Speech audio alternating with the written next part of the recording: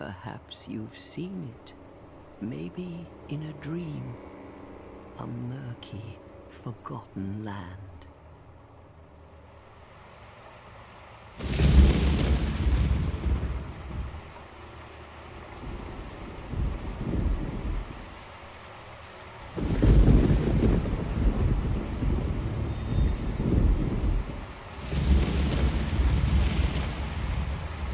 A place where souls may mend your ailing mind.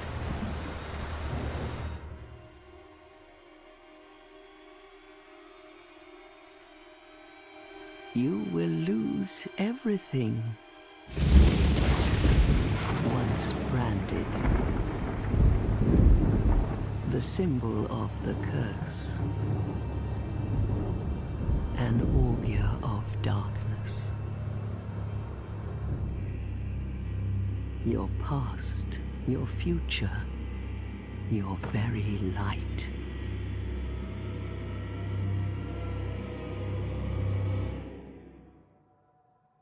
None will have meaning, and you won't even care. By then, you'll be something other than human. A thing that feeds on souls, a hollow.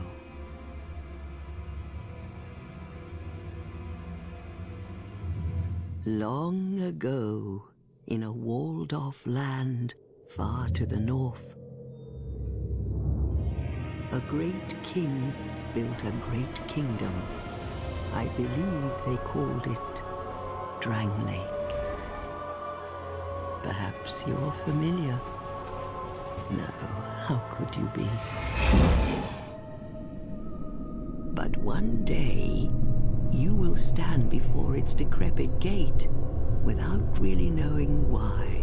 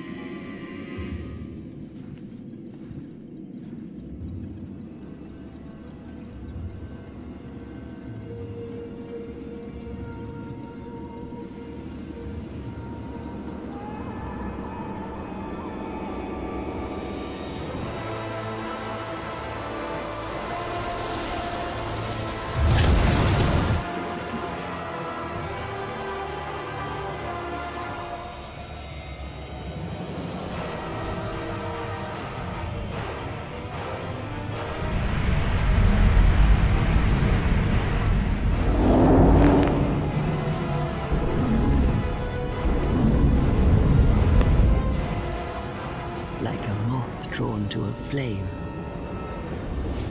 Your wings will burn in anguish.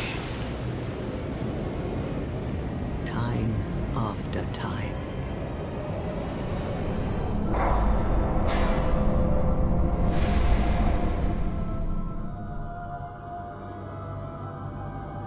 For that is your fate. The fate of the cursed.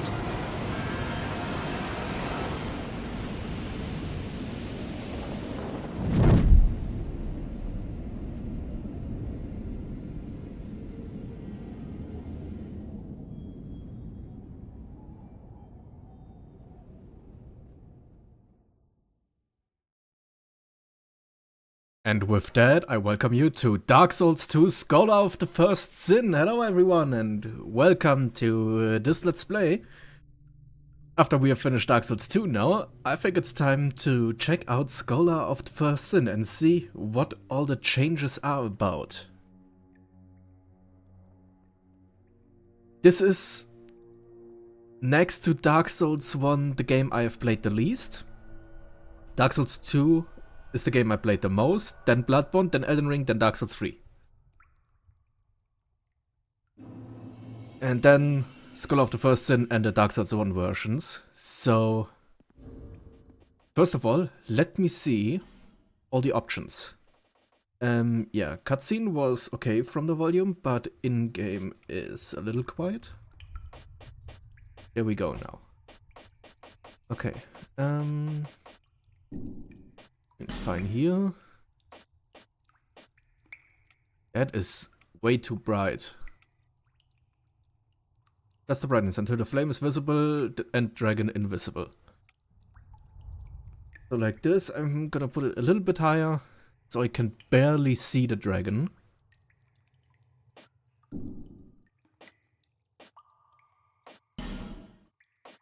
And that's fine. There we go.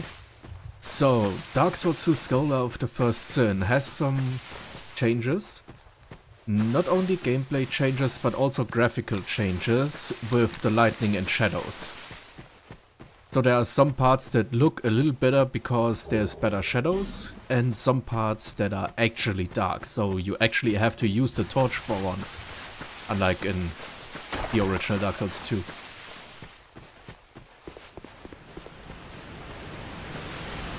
I'm really excited to play this, especially because Dark Souls 2 just finished, so I have everything pretty good in memory.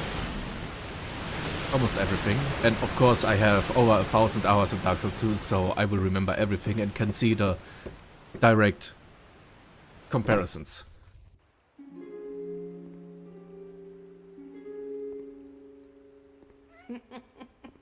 What seems to be the ruckus? Oh my, your face. The face of the curse. It's an undead. An undead has come to play.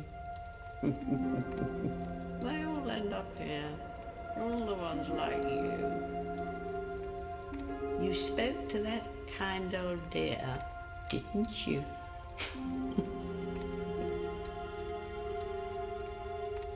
You're finished. You'll go hollow. Yes, you'll become one of them. Hollows prey upon men, feast upon their souls. This is the fate of the cursed.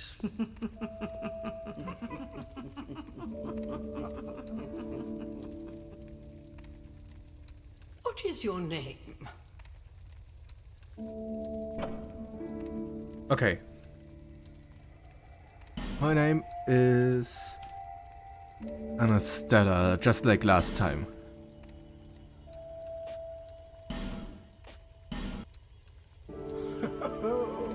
At least you know your own name. Here's your reward for sharing. It's a human effigy. Take a closer look. Who do you think it's supposed to be? Think back, deep into your past. Yes, it's an effigy of you.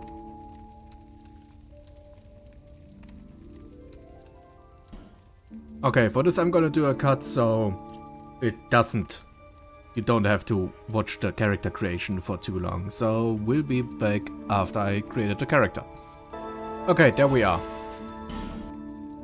Anastella is All done. people come here for the same reason, to break the curse. You're no different, I should think. Doesn't stand a chance. Well, you never know.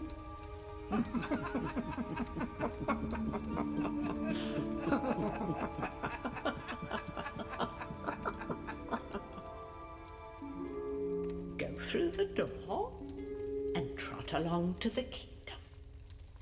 But remember, hold on to your souls. They're all that keep you from going hollow. Oh, I'll fool you no longer.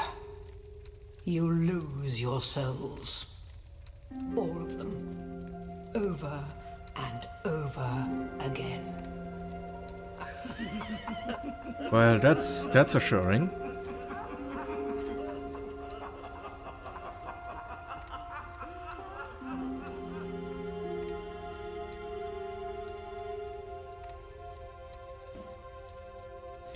Okay, there we are.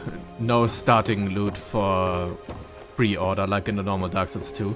The nice weapons and shields that I had. But that's okay.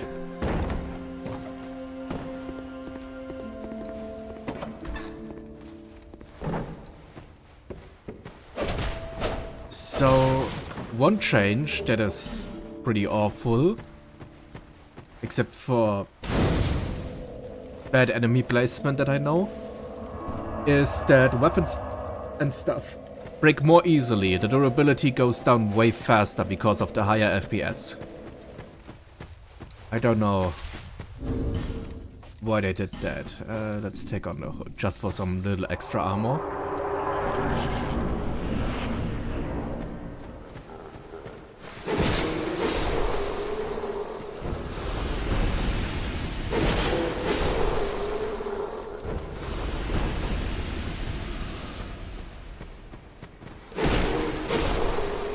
The tutorial for most part is roughly the same.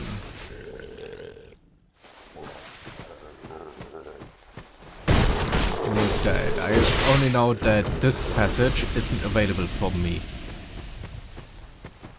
So they changed a little bit on the tutorial.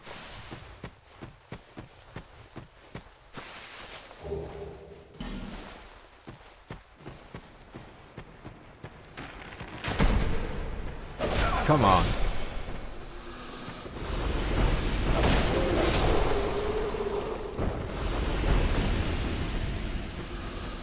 Game might be a little bit too loud.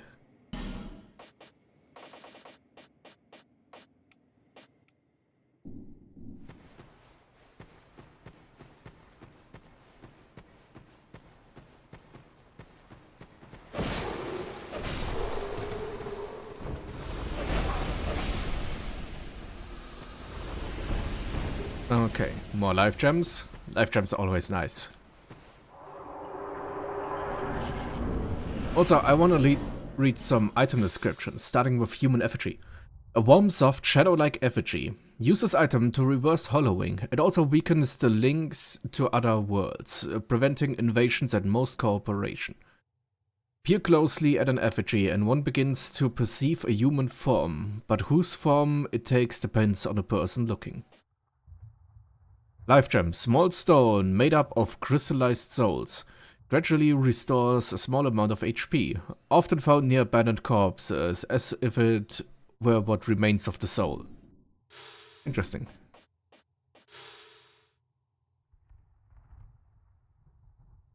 The coin is engraved with the image of a god that was worshipped in ancient times, but no one knows its true origins. An unidentified, petrified object, pleasant to touch, despite its looks. Rare and peculiar thing, to be certain, but one without a known purpose. I just received some souls. Why? Here, give it, Bruce.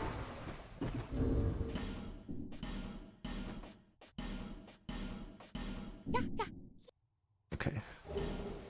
Titanite chunk, that's a good start. And the old whip. Not my favorite thing. Whoa.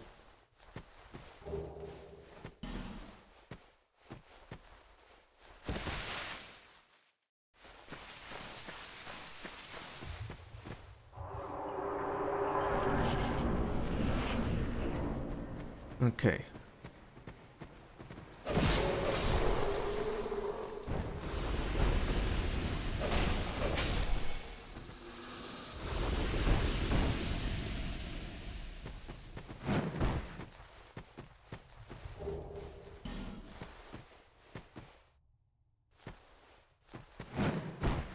Let's go.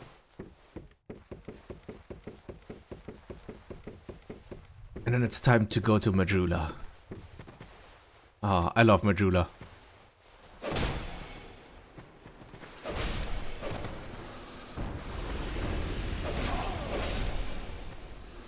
There is a mod for Elden Ring that changes the roundtable hold with Majula. I think I will install that one, just because it feels nice.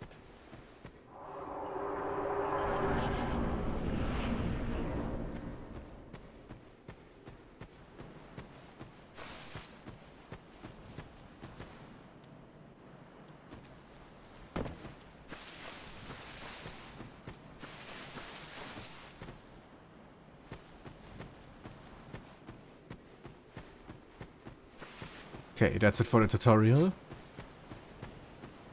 The last part is blocked by a statue, so that's for later. And there we finally are. Majula. Nice.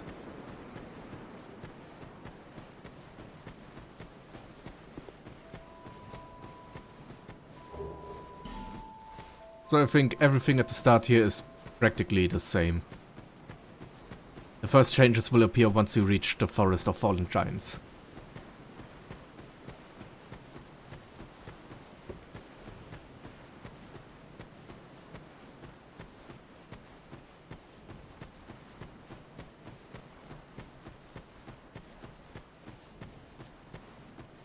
Have you business with me? The way yonder is all blocked up, you see, by this god-awful statue. Heavens above! Who thought it a good idea to put it there? Oof, I'm in quite the pickle now. See that statue? Gives me the willies. You stare at it for long enough, it starts to look alive. It just doesn't seem quite right. There are no craftsmen round these parts. Hey, you don't think a real-life person was turned to stone, do you? See that statue? Gives me the willies. Hey. Okay. Yeah, the statue of, what was her name?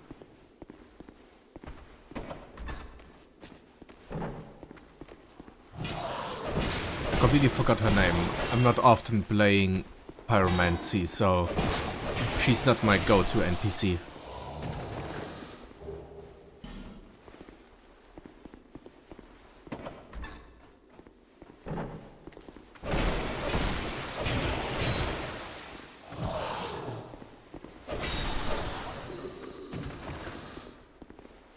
Okay.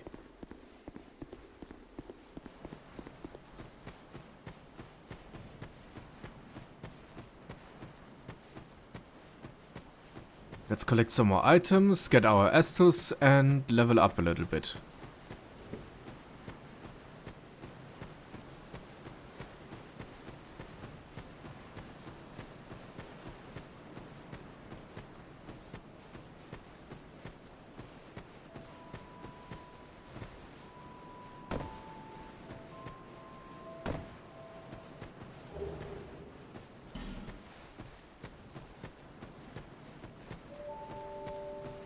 Morning Star. Yeah, I want to go mainly on strength. The build that I was thinking about to use in Dark Souls 2 as well, but now I'm really gonna use it. So no broadsword this time, like I did in Dark Souls 2. This time my focus will be on axes. Just for the high damage that you can get out of them.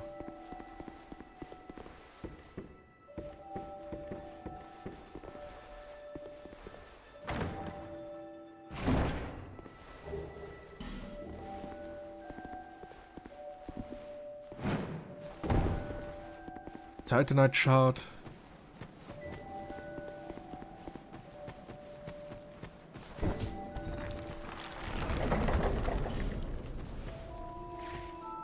This flask.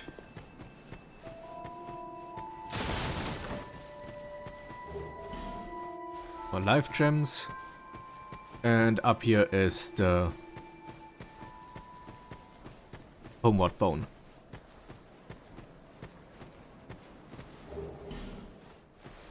Also, we can enter the Covenant for now.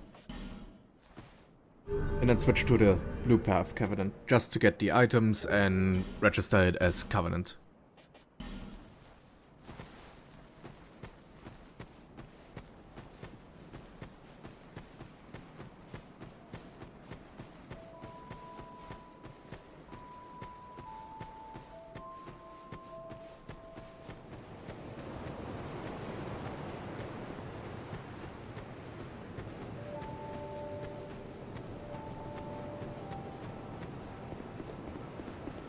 Okay, and there we have our death counter. 0 deaths so far. You have that distinct I wonder if I will be able to come as far without deaths in this game as I did in Dark Souls 2. It is a kind of In Dark Souls 2, for everyone who didn't see my Let's Play of the regular Dark Souls 2, my first death was in Drang Lake Castle. So I got through roughly half of the game without dying, which was a surprise. There are a few places like that. I am Solden. And like you, I lost everything. And now I'm here. You probably heard that it was possible to break the curse here. Well, that's not true at all. There's nothing here for you, me, or anybody. Do you know much about souls? Even I'm not certain, but I'm told that the soul is the essence of life itself. Anything living, sentient or no, supposedly has one. What we call the curse is traceable to the soul. Do you see what that means? To be alive, to walk this earth. That's the real curse, right there. We undead will never die. And that's quite a predicament, really. There are 4 beings in this land with giant souls. And wherever you go from here, you'll sooner or later come up against them. Each has a powerful soul and a terrible curse. If that frightens you, then you ought to just give up right now. Like I have. Do you ever cry out for help?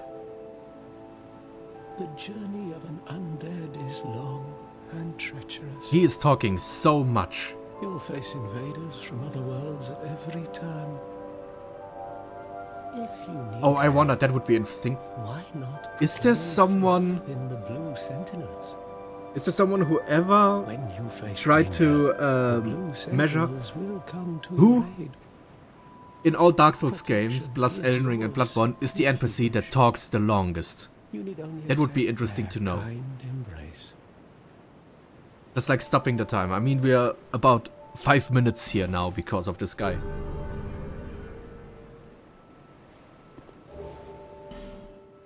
That is a wise decision. And he's still not done. People are And we can still talk but the for other Blue informations with him, Sentinels so... watch over us in their benevolence. If you listen to all his Let the dialogues, Sentinels I bet you're crave spending their about half an embrace. hour here. Okay, I'm done with you.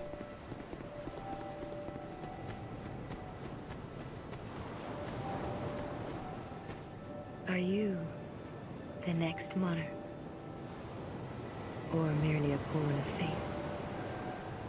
Bearer of the curse, I will remain by your side till this frail hope shatters. Take this with you. May it ease your journey. Go on and see the king. Estus He who Flask. made Drangleg what it once was. He who peered at the essence of the soul. King Vendrick. Bearer of the curse. You may level up by the seek power of the misery. Emerald Herald. For misery will lead you to greater, stronger souls. Yeah, which one do you like more? Leveling up at bonfires, like you can do in Elden Ring and Dark Souls, or leveling up at a certain person, like the Emerald Herald, the Firekeeper, or the Doll in Bloodborne? Seek those who their souls will Whoops. serve as beacons. Once you have found them, Well, I think it's return good here that to you me, have to return to Majula to level up so that by the hope Emerald will not Herald, fade away. just so you can see that new NPCs have moved to Majula and all the Is that a changes, shard you found? so that you have some reason to come back here. Here, let me see it, so that I may help you. To see light, to see hope, however faint it might be.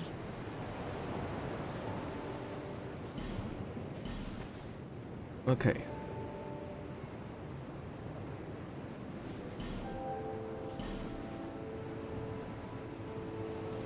Not yet, but we can ignite the bonfire and then go to the first bonfire of the Forest of Fallen Giants. And then we can level up.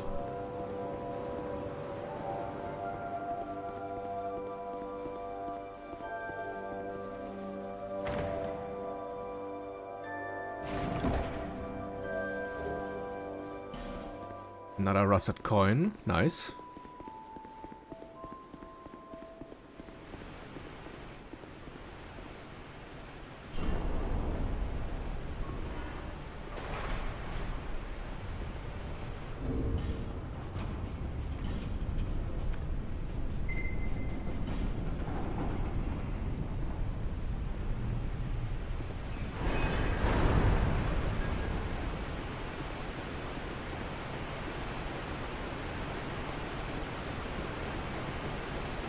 Okay, there are some human effigies in the normal game. I guess here too. 5. 5 human effigies. Oh, it's just 1. I'm sure it was 5. Was it 5 in the normal game? Just 1 in this one? I have no idea. I just know that we will get much less rings of protection.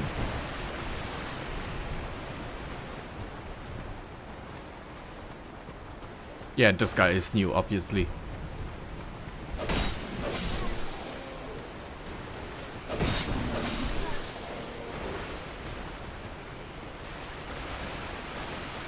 Was there an item here?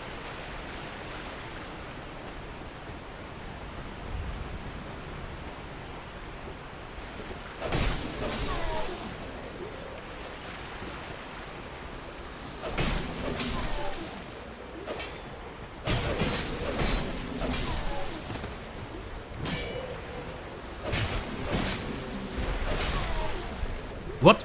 How did he get here? Wait, what?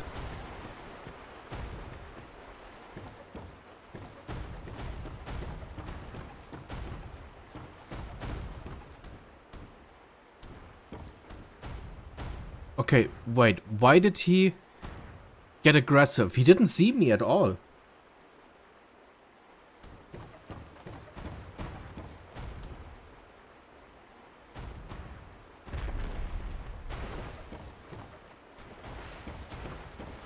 Okay, that is new. He never cared for me when I was playing this game. This is so new that he is coming here. Look at him walking away now. What a weirdo.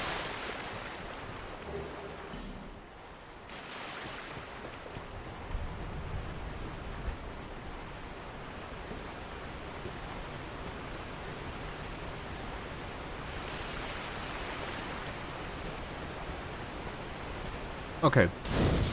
Let's go back to Majula, level up a little bit.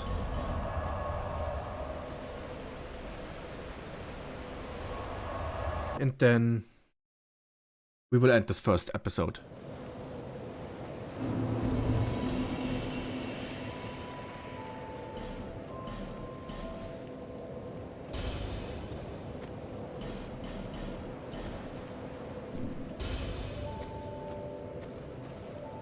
bearer of the curse, seek souls.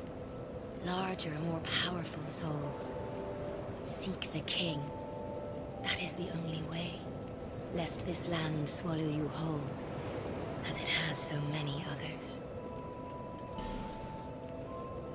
Okay.